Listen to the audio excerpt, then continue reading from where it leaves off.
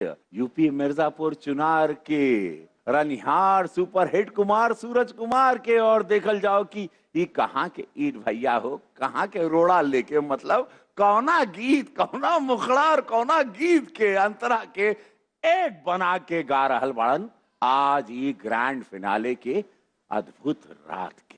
स्वागत।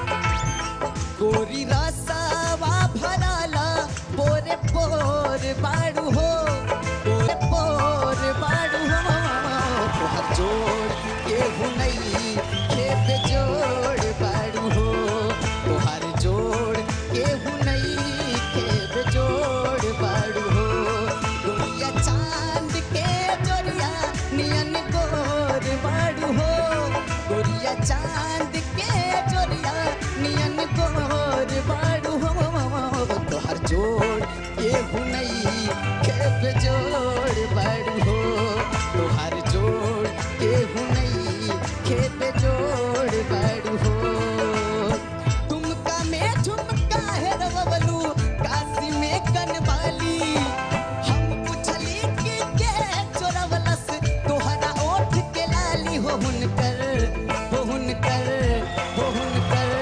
नथिया बरामद भइल हमरा रंगीला जिला भभुआ से हुनकर नथिया बरामद भइल हमरा रंगीला जिला भभुआ से हुनकर नथिया बरामद भइल हमरा रंगीला जिला भभुआ से हुनकर नथिया बरामद भइल हमरा रंगीला जिला भभुआ से हुनकर नथिया बरामद भइल हमरा रंगीला जिला भभुआ से।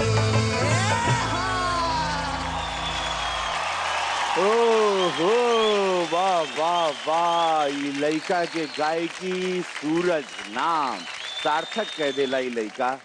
ऐश्वर्या बाबू, मुझे याद है आपका पहला परफॉर्मेंस और आज आप जिस तरह परफॉर्म कर रहे हैं, I am so happy and so proud of you. Thank you very मच।